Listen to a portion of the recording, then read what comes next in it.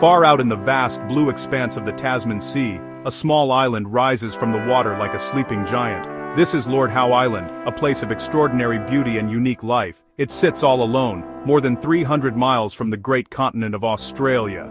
Born from the fiery heart of an ancient volcano 7 million years ago, its dramatic cliffs and twin peaks, Mount Gower and Mount Lidgebird, reach for the sky. For millions of years, this island remained a secret world. A sanctuary where nature could follow its own remarkable path, completely untouched by human hands. It was a world in perfect balance, a living laboratory of evolution. The island is a crescent of green, only about 7 miles long from one end to the other, yet, in this small space, a world of wonders exists. It is surrounded by the world's most southerly coral reef, a kaleidoscope of colors and life, teeming with fish found nowhere else on Earth. The island itself is covered in lush forests, home to plants and animals that evolved in complete isolation. Because it was so far from any other land, every creature that arrived here had to cross a great ocean. These brave travelers, carried by wind or wave, found a paradise waiting for them, a new home where they could thrive and change in wonderful ways. For countless centuries, the only sounds on Lord Howe Island were the calls of birds, the rustle of leaves in the wind, and the gentle wash of waves on the shore. There were no people here, no ancient Polynesian navigators ever settled on its beaches. This complete isolation allowed life to flourish in ways that seem almost magical to us today. Birds that had no reason to fear predators became trusting and unafraid. Insects grew to incredible sizes and plants developed unique shapes and forms. The island was a complete, self-contained universe, a precious jewel of biodiversity floating in the middle of the sea. This long, peaceful history came to an end in the year 1788. A British ship, commanded by a man named Henry Lidgebird Ball, was sailing across the Tasman Sea. He spotted the island's tall peaks on the horizon and became the first known human to lay eyes on this lost world. He named the island after a British admiral, Lord Howe, and a towering sea stack nearby after himself, Ball's Pyramid. This moment of discovery, this first human gaze, marked the beginning of a dramatic new chapter for the island.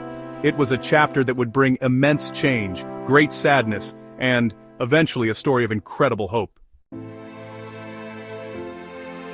After its discovery, Lord Howe Island did not remain a secret for long. Its location in the ocean made it a useful stopping point for ships. Whaling boats, hunting the great whales of the southern seas, began to visit the island to get fresh water and food. Supply ships sailing between Australia and other distant colonies also found it to be a convenient place to rest. These early visitors were the first people to walk through the island's ancient forests. They saw birds that had never seen a human before and were so tame that they could be picked up by hand. To these sailors, the island was a land of plenty, a free larder in the middle of the ocean. These first human footprints on the island's soft soil brought with them the first big changes. The sailors did not come alone. Between the years 1789 and 1791, they brought animals from their ships and released them onto the island. They left behind pigs, so that future ships would have a source of meat. They also introduced goats, which could survive easily on the island's green plants. These new animals were aliens in this delicate world. They began to roam free, eating the native plants, digging up the soil, and disturbing the homes of the island's unique creatures. The perfect balance that had existed for millions of years was beginning to break. It wasn't until 1834 that people decided to stay and make the island their permanent home. A small group of settlers arrived and began to build houses and clear land for farms. They found an island that was still full of life, but the changes had already begun. The settlers needed to grow food, so they cut down parts of the forest to plant crops. Their presence, along with the pigs and goats that were now multiplying, put even more pressure on the native wildlife. The animals of Lord Howe Island, which had evolved without any large predators, were completely unprepared for these new dangers. Their innocence and lack of fear made them tragically vulnerable. The early settlement grew slowly. By 1855, the island officially became a part of the Australian territory of New South Wales. Life for the human residents was quiet and isolated, but for the island's native species, it was a time of great peril. The settlers hunted the birds for food, and their crops were sometimes eaten by the native parrots. The delicate web of life woven over millions of years was being torn apart thread by thread. The first wave of extinctions had begun, a silent and tragic loss that happened before anyone truly understood what was being lost forever. It was a sad start to the human history of this incredible island paradise. The first animals to disappear from Lord Howe Island were those that were most trusting and easiest to catch. Among them was a beautiful large bird called the white swampin. It was a mostly white bird, related to the pukeko of New Zealand, and it may not have been a strong flyer. To the hungry sailors and settlers, it was simply an easy meal. They hunted the swampin without mercy. Because the bird had never known a predator, it did not know to run or hide. This gentle giant of the forest floor was driven to extinction so quickly that we now have only 2 preserved specimens left in the world to remember it by. Another victim of this first wave was the Lord Howe pigeon. This was a plump, fruit-eating pigeon that lived in the island's forests. Like the swampin, it was described as being very tame and unafraid of people. This made it incredibly easy to hunt. The settlers saw it as a good source of food, and it was killed in large numbers. The pigeons disappeared so fast that not a single specimen was ever collected by scientists. We only know about it from old stories and drawings. The last time anyone reported seeing a Lord Howe pigeon was in the year 1853. Its cooing call, once a common sound in the forest, fell silent forever. The settlers also came into conflict with the Lord Howe parakeet. This colorful bird, a relative of the Norfolk green parrot, was seen as a pest. As the settlers cleared land to grow gardens and crops, the parakeets discovered this new and easy source of food. They would raid the settlers' farms to eat the fruits and vegetables. In response, the people began to kill the parakeets to protect their crops. This beautiful bird, which had lived on the island for thousands of years, could not survive this conflict. The last one was recorded in 1869, and another unique voice was lost from the island's chorus. This first wave of extinction was a direct result of human actions. It was caused by hunting and by the introduction of animals like pigs and goats, which destroyed the native habitat. The island's wildlife, which had lived in a peaceful world without fear, was completely unprepared for these new pressures. The white swampin, the Lord Howe pigeon, and the Lord Howe parakeet were the first to go. Their loss was a tragic sign of what was to come. A dark shadow had fallen over the island, but an even greater disaster was just over the horizon, waiting to make landfall. For a time, the losses on Lord Howe Island seemed to slow down. The human population remained small, and some of the remaining wildlife learned to be more wary. But in the year 1918, a single event occurred that would unleash a catastrophe far worse than anything the island had seen before. In June of that year, a steamship called the SS Macambo was on its way to Norfolk Island. As it passed by Lord Howe Island, it ran aground on the rocks. The ship was stuck fast, and it would take 9 long days for it to be repaired and refloated. During those 9 days, something terrible escaped from the ship. The ship's unwanted passengers were black rats. These rats had been hiding in the cargo hold, and as the ship sat stranded on the rocks, they made their way to the shore. They swam from the wreck to the island, finding a new world to conquer. Before 1918, Lord Howe Island had no rats. Its ecosystem was completely defenseless against this new invader. The rats were skilled hunters and breeders. They could climb trees, swim across streams, and eat almost anything. For the native animals of Lord Howe Island, it was as if a plague had been unleashed upon their home. The arrival of the rats marked the beginning of the island's darkest days. The rats spread across the island with terrifying speed. They found a paradise filled with food. There were birds' eggs in nests, on the ground, and in the trees. There were large, slow-moving insects that had never needed to hide from a predator. There were seeds and fruits in abundance. The rat population exploded. Within just a few years, they had infested every corner of the island, from the sandy beaches to the tops of the highest mountains. The islanders themselves were horrified. They reported that the rats were everywhere, even running through their homes at night. They could hear the screams of birds being attacked in the forest. The islanders tried to fight back. In a desperate attempt to control the rat population, they made another fateful decision.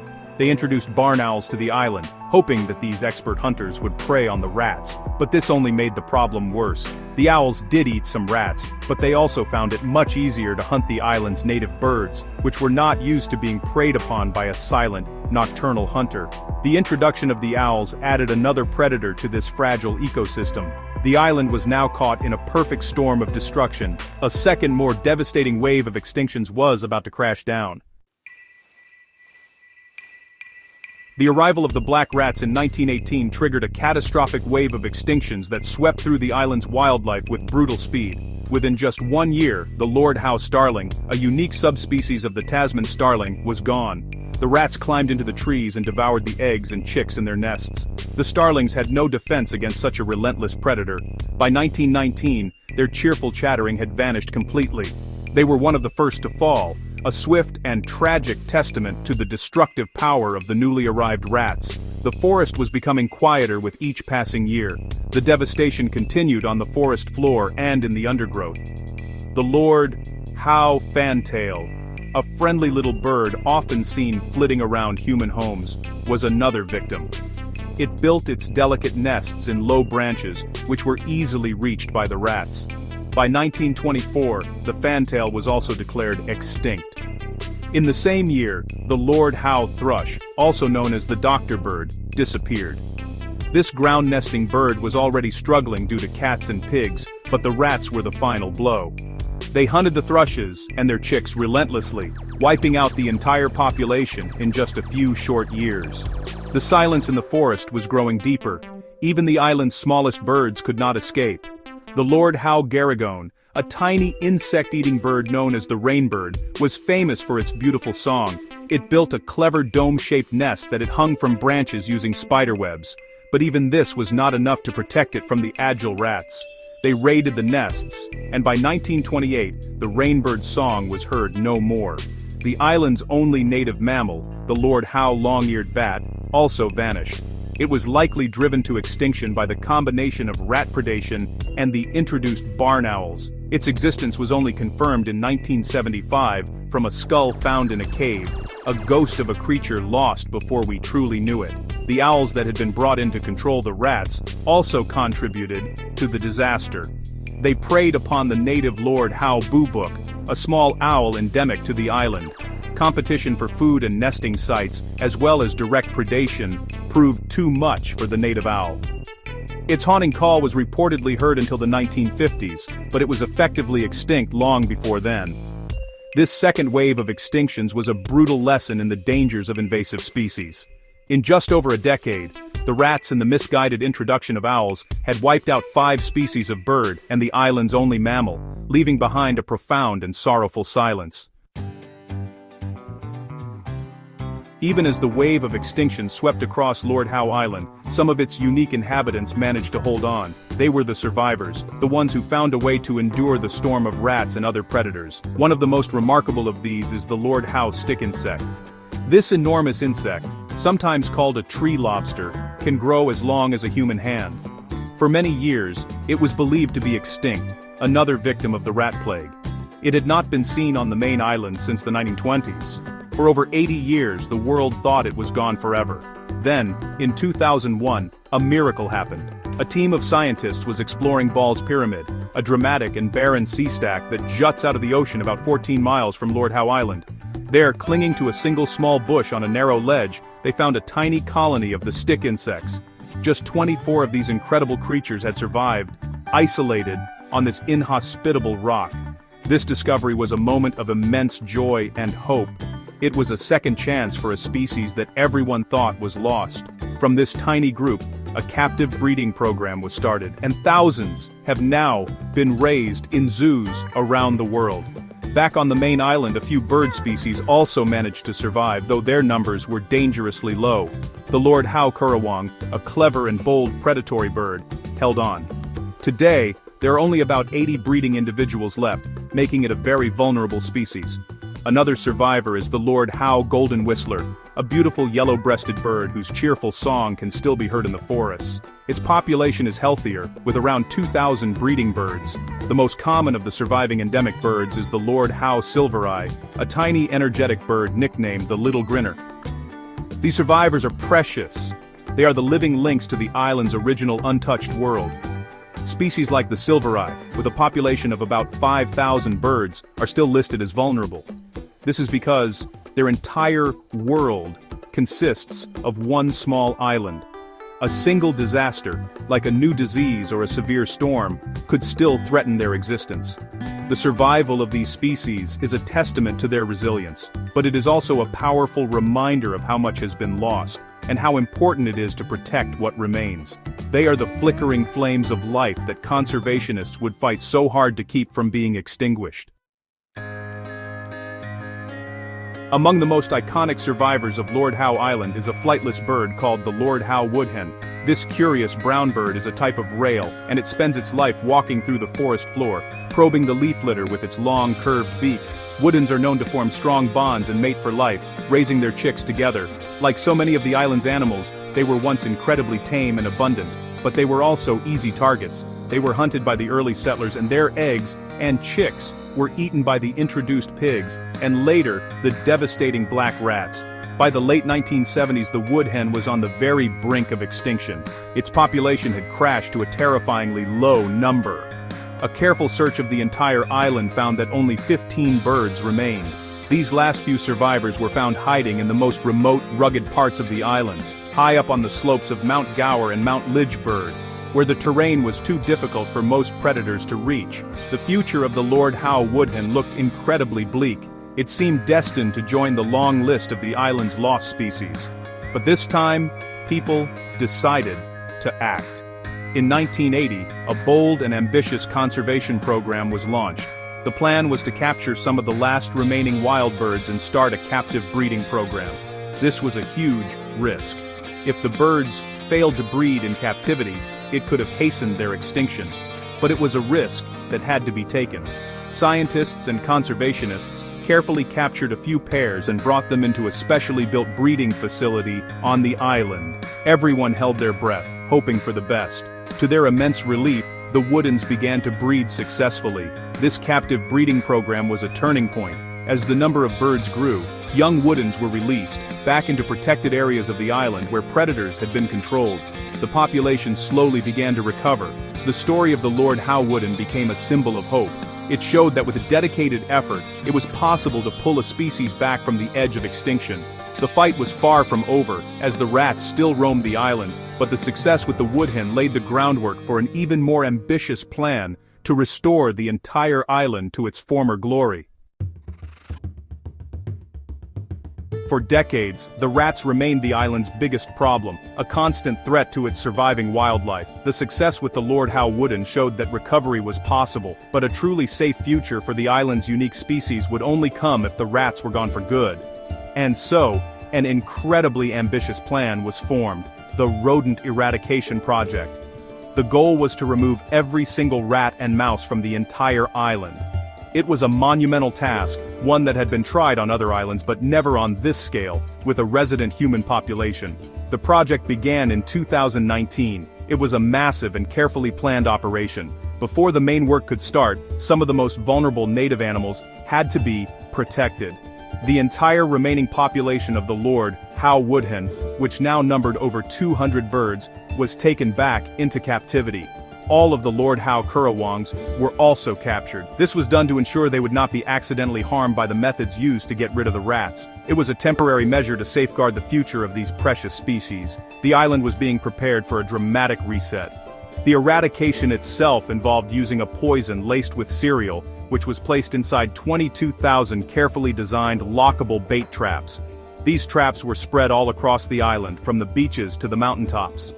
The traps were designed so that only the small rodents could get inside, protecting other animals from the bait. It was a long and difficult process, but it was incredibly effective. It is estimated that the project successfully eliminated around 300,000 rats and mice from Lord Howe Island, a staggering number that shows just how infested the island had become. The results were almost immediate and nothing short of miraculous. Within months of the baiting program ending, the island began to come back to life. In 2020, the woodhens and currawongs were released from captivity back into a rat-free world. With their main predator gone, their populations exploded. The Lord Howe Woodhen, which was once down to just 15 birds, has now recovered to a population of over 1,100 individuals. The sound of their calls once again fills the forest. The Rodent Eradication Project is now seen as one of the greatest conservation successes in the world, a new beginning for the insane animals of Lord Howe Island. Today, Lord Howe Island is a place reborn, The silence left by the rats has been replaced by a growing chorus of birdsong. The forests are alive with the rustling of insects and the calls of the woodhen. The recovery of the island's wildlife has been faster and more spectacular than anyone dared to hope. Plants that had not been seen for decades have begun to sprout again, their seeds no longer eaten by rats. The island's unique snails and insects are reappearing, crawling out from their hiding places. The entire ecosystem is healing itself, showing incredible resilience now that the pressure from invasive species has been lifted. This incredible success has opened the door to new and exciting possibilities for the future. With the rats gone, conservationists can now dream of bringing back species that were lost. There are discussions about reintroducing the Lord Howe stick insect to the main island from its sanctuary on Ball's Pyramid. There's even talk of perhaps one day introducing a closely related bird, the Norfolk Island parakeet, to fill the empty space left by the extinct Lord Howe parakeet. These are bold ideas, but the success of the rat eradication has shown that bold ideas can lead to wonderful results. However, the island is not free from all threats. A new and even greater challenge now looms on the horizon: climate change. The rising temperature of the ocean is a serious danger to the island's stunning coral reef. Coral bleaching, where the coral turns white and dies due to heat stress, has already been seen in the island's lagoon. This threatens not just the reef itself, but all the marine life that depends on it. The future conservation work on Lord Howe Island will need to focus on building resilience against this global threat, protecting this precious jewel from a danger that comes from far beyond its shores. Despite this challenge, the story of Lord Howe Island is now, more than ever, a story of hope. It is a powerful example of how people can work together to undo past mistakes and restore a natural paradise. The islanders who live alongside this unique wildlife are deeply committed to its protection, allowing only 400 tourists to visit at any one time. The recovery of the woodhen, the rediscovery of the stick insect, and the triumphant removal of the rats have created a hopeful dawn. The future for the insane and wonderful animals of Lord Howe Island looks brighter than it has for over a century, a testament to the enduring power of nature and the dedicated people who fight to protect it.